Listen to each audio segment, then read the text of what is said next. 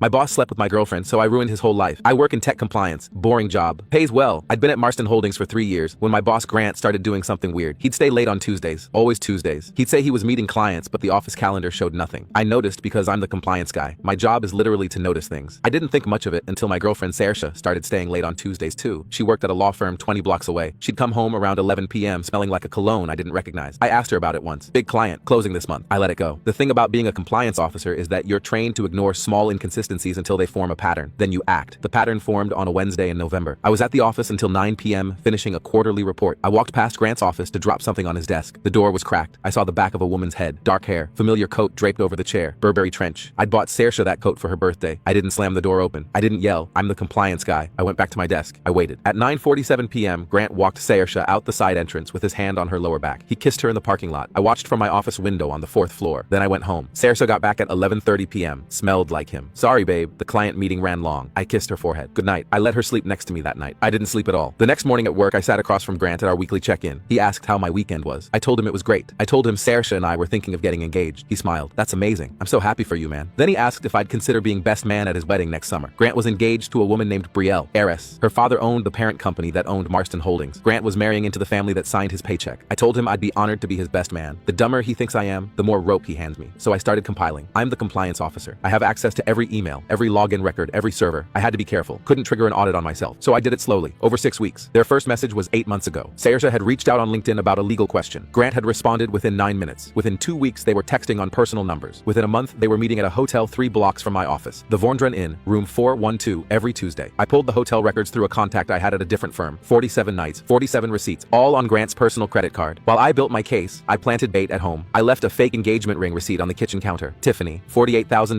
Saoirse saw it. Her hands started shaking. That night, she tried to leave Grant. I know because I'd installed monitoring software on my own phone first as a test, then accidentally left it where she could pick it up and confuse it with hers. The text between her and Grant that night, Saoirse, I can't do this anymore. He's going to propose. Grant, don't do anything yet. Saoirse, what do you want from me? Grant, give me 4 more months. Saoirse, for what? Grant, Brielle's prenup. If I leave her before the wedding, I get nothing. After we're married 6 months, I get 15 million. Saoirse didn't respond for an hour. Then, Saoirse, you'd marry her for the money? Grant, I'd marry her for US. The money is for us. There it was. The pattern was complete. My move took 3 weeks to set up. First, I anonymously sent Brielle's father a sealed envelope. Inside were hotel receipts, photographs of Grant and Saoirse from a private investigator I'd hired, and a printed transcript of the prenup conversation. I didn't include any way to trace it back to me. Second, I quietly contacted 3 of Grant's biggest competitors in the industry. 2 of them offered me jobs at significant pay bumps within a week. I accepted the highest offer but didn't start yet. Third, I had dinner with Saoirse on a Friday night. I cooked her favorite meal. I asked her how work was going. She lit up. Actually, baby, I think this is the year. I think I'm going to make partner. I smiled. I'm so proud of you. Then I slid a manila envelope across the table. She opened it. Inside were 47 hotel receipts, photographs, the transcript. Her face went the color of paper. I've known for 10 weeks, Saoirse. I stood up, kissed her forehead one last time, and walked out of our apartment forever. My bags were already in the car. I started my new job the following Monday. Brielle's father, Chaz, called me Tuesday morning. He'd received my envelope on Friday. He'd already fired Grant by Sunday. He had one question for me. How would you like to come work directly under me at the parent company? The salary he offered was 3 times what I just signed for, but I had one condition. I walked into Chaz's office at the parent company on a Thursday morning. The building was nicer than anything at Marston Holdings. Glass walls, real art on the walls. Chaz was already sitting at a long conference table. No small talk. He slid a contract across the table and said, read it. So I did. The role was VP of Internal Compliance. I'd be overseeing every subsidiary Chaz owned, and that included Marston Holdings. The salary was real. The title was real. I set the contract down and said, that's not my condition. Chaz raised an eyebrow. He wasn't used to people pushing back when he handed them a gift. I looked him straight on. I want a non-compete clause enforced against Grant. Every company in our sector that you have influence over, and that's most of them, Grant doesn't get hired. Not as a director, not as a consultant, not as an intern. The room was quiet for a long time. Then he leaned back in his chair and said, you're not just angry, you're thorough. I didn't blink. I'm the compliance guy. Thorough is what I do. He nodded once. Then he reached across the table and shook my hand. My first week in the new role felt like walking through a dream. The same people who used to look right past me were standing up when I came into a room. But underneath all of it, there was this weight. Not guilt exactly. I didn't feel bad about what I'd done to Grant. He earned every bit of it. It was something else. A quiet awareness that I had taken apart 2 people's lives with the same patience and focus I used to audit spreadsheets. About 2 weeks in, a woman named Imani pulled me aside in the break room. She was a senior analyst at the parent company. She poured herself a coffee, looked over her shoulder and said, can I give you some advice? I told her sure. She said, Chaz doesn't just hire people out of gratitude. He's testing you. He wants to see if you're loyal or if you're dangerous. I set my cup down. What's the difference? Imani took a sip. Loyal people protect the family. Dangerous people protect themselves. Chaz needs to know which one you are before he trusts you with anything real. A few days later, Imani came by my office and closed the door behind her. Your old boss hasn't gone quiet, you know. I asked what she meant. She told me Grant had been calling people all over the industry, but every door kept closing. He'd get a first call, sometimes even a second meeting, and then nothing. Imani said, he thinks it's it's just the scandal. He doesn't know about the non-compete. That night I was sitting on my couch when my phone buzzed. It was a text from Saoirse, the first time she'd reached out since the night I walked out. One message. Can we talk? I need to explain something you don't know. I stared at it for a long time. What didn't I know? I'd spent weeks building a case. I had receipts, photos, transcripts. I knew everything. Or at least I thought I did. I didn't respond, but I didn't delete it either. A few days went by. I was at my desk when my personal phone started buzzing. Grant. I let it ring all the way through. The voicemail came through smooth, calm, almost friendly. Hey man, I know things got messy. I'm not calling to fight. I just want to talk. One professional to another. Call me back. That's what got under my skin more than anything, because Grant didn't sound like a man whose life had been taken apart. He sounded like a man with a plan. 2 days later, my phone rang again. Different number. It was Brielle, Grant's ex-fiancée, Chaz's daughter. Her voice was flat, controlled. She said, Grant came to see me last night. He was crying. He told me everything was a misunderstanding. He said someone at the company fabricated evidence against him to take his job. My whole body went tight. Then she said it. He said it was you. I asked her, keeping my voice as steady as I could, do you believe him? There was a long pause. Then Brielle said, I don't know what I believe, but my father is listening to you and I need to know if that's a mistake. She hung up. I went straight to Imani. I told her everything. Imani didn't look surprised. She leaned back in her chair and said, Grant's good at this. He'll make you look like the villain if you let him control the story. I asked her what I was supposed to do. Instead, she asked me something that hit harder. Is there anything in your evidence trail that could be traced back to you? I went quiet. The PI. He was discreet, paid in cash, but he was still a person. The hotel contact. He owed me a favor, but favors have a shelf life. The monitoring software on my phone. Technically legal, but if someone looked hard enough, they could build a story that made me look like a stalker. There were cracks, small ones, hairline fractures. Imani watched me thinking and said, if there's anything loose, tighten it now, because he's coming. The next morning, my desk phone rang. Chaz's assistant. He'd like to see you. Now. I walked into Chaz's office and immediately knew something had changed. The warmth from our first meeting was gone. He was sitting behind his desk with his hands folded. No contract on the table, just cold business. Grant is claiming the evidence I received was manufactured by an employee with a personal grudge. He's threatening legal action against the company. I opened my mouth to respond. Chaz held up one hand. I'm not asking if it's true. I'm telling you that if this becomes a lawsuit, I need to know that nothing leads back to my house. Do you understand? I nodded. I walked out of that office with a very clear picture. Chaz wasn't my friend. He never was. The second I became a different kind of problem, he would cut me out like a bad line item. That night I sat alone in my apartment. My phone buzzed. New text. A number I didn't recognize. 6 words on the screen. You think you won? I'm just getting started. No name, no signature, but I knew exactly who it was from. The next morning I called the PI I'd hired. I asked if anyone had contacted him recently. There was a pause. Then he said, yeah, someone called last week, asking questions about who hired me. He didn't give my name, but the guy was persistent, mentioned legal action. I thanked him and hung up. The walls were tightening. Grant was pulling threads, seeing which ones were loose. I needed to act before Grant built enough doubt to flip the entire narrative. So I did something I'd been avoiding. I texted Saoirse back. 3 words. Where and when. She responded in under a minute. We met at a quiet coffee shop. I got there first. When Saoirse walked in, I almost didn't recognize her. She was thinner. Her face looked drawn. She sat down across from me and said, I'm not here to ask for forgiveness. I know what I did. I waited. Grant recorded us, she said. He has video from the hotel room. I didn't know until after you left. He called me and said if I ever talked to anyone about what happened, he'd send it to my firm, to my family. I went completely still, like someone had poured cold water down my spine and it froze there. She kept going. He's been using it as leverage against me, and now I think he's going to use it against you too. He'll say you stole the footage, that you were the one who recorded it. He'll make it look like you were stalking both of us. Every part of my plan was built on being invisible, and now Grant had a weapon that could flip the whole story on its head. I asked her, why are you telling me this now? She looked down at the table. Because he called me last night. He said if I helped him get his job back, he'd destroy the recordings, and if I didn't, he'd send them to everyone I've ever worked with. I'm not going to help him, but I needed you to know what's coming. I thanked her and got up and left. The drive home was silent. I'd underestimated Grant. The whole time I was building my case, I'd been thinking of him as a charmer, the kind of guy who folds the second things get hard. But Grant Cornered was a different animal entirely. I'd been playing chess against someone I thought was a poker player. Turns out he was playing a completely different game. As soon as I got home, I called Imani. I told her everything. She was quiet for a moment. Then she said, this changes things, but it also gives you something. If Grant recorded someone without their consent, that's a crime. And if he's using it as blackmail, that's a second crime. He just handed you a bigger case than the one you already built. But you need Saoirse to go on record, and you need to move fast. That night I called Saoirse. She answered on the second ring, like she'd been waiting. I asked her one question. Are you willing to go to Chas with me and tell him everything? The silence on the other end lasted long enough that I thought she might have hung up. Then she took a breath and said, yes. Another pause. But I want one thing. When this is over, I want you to know that I loved you. Not enough. Not the right way, but I did. I didn't respond to what she said. I couldn't. So I just said, I'll pick you up tomorrow at 9. I picked Saoirse up at 9 sharp the next morning. When we walked into Chaz's office together, the look on his face was something I won't forget. He'd been expecting me. He was not expecting her. I laid it out clean and simple, the way I would lay out a compliance report. No emotion, just facts. Grant had secretly recorded intimate encounters with Saoirse. He'd done it without her knowledge. He was using those recordings as blackmail, and he was planning to use them to build a false story that I had fabricated the evidence. Then Saoirse spoke. She confirmed everything. She pulled up her phone and showed Chaz the messages from Grant, the threats, the timeline of calls. Chaz scrolled through them slowly. When we were done, the room was quiet. Then Chaz picked up his desk phone, dialed a number from memory, and said one sentence. I need you in my office in 30 minutes. Bring someone from criminal referrals. While we waited, Chaz turned to me. I owe you an apology. I started to doubt you. Grant was very convincing. I said, that's what makes him dangerous. He's always convincing. Chaz nodded. Then he said something I wasn't ready for. Brielle came to see me yesterday. She told me she was thinking about giving Grant another chance. I almost let her. He paused. You just saved my daughter from marrying a criminal. The attorney showed up in 26 minutes. Chaz laid out the whole situation. The attorney confirmed everything. Then the attorney added a warning. If this goes to court, everything becomes public. Saoirse flinched. I could feel her whole body tense up. Chaz looked at her, then at me. We don't need court. I need 30 minutes and a phone call. Chaz dialed Grant's number and put it on speaker. Grant picked up on the second ring. Chaz, hey, I'm really glad you're reaching out. I've been hoping we could. Chaz cut through it like a blade. I know about the recordings, Grant. I know about the blackmail. I have statements, messages, and a criminal attorney sitting across from me. Dead silence. For the first time since I'd known him, Grant had nothing to say. Then the fear crept in. He tried to explain. Chaz didn't let him get 3 sentences in. Here's what's going to happen. You're going to destroy every recording. You're going to sign a document acknowledging what you did. You're going to withdraw your legal threats against my company. And you're going to disappear from this industry. If you don't, I will let my attorney file criminal charges by end of business today. And I will make sure every firm, every recruiter, and every board in this sector knows exactly who you are. Not because someone told me, because I'll tell them myself. Grant tried one more time. His voice cracked. Chaz, please, you have to understand. I loved Brielle. I was confused. Chaz's voice went flat and final. You recorded a woman without her knowledge and used it to threaten her. That's not confusion. That's who you are. You have until 5 o'clock. He hung up. Grant signed everything by 4:15 that afternoon. A forensic tech Chaz hired confirmed the recordings were destroyed. The legal threats vanished. The non-compete stood. Grant was finished. I watched the confirmation documents come through on my computer from my new office. I didn't celebrate. I just sat there in the quiet and looked out the window at the skyline. Then I picked up my phone, found Saoirse's number, and deleted it. Not out of anger, because it was time. 3 months later, I was settled into my role at the parent company, and Imani had become a real friend. We were having lunch one afternoon when she looked at me and asked, "Do you ever regret how it all went down?" I thought about it for a while. Then I said, "I regret that I had to become someone who thinks in timelines and evidence instead of just being a person who trusted the people he loved. But I don't regret what I did." He was never going to stop. Not with Saoirse, not with whoever came next. Imani nodded slowly. "That's the compliance guy talking." I almost smiled. "Yeah, I guess it is." I never heard from Grant again. Imani told me a few weeks later that he'd left the state. I didn't look into it. I was done keeping track. The last thing I did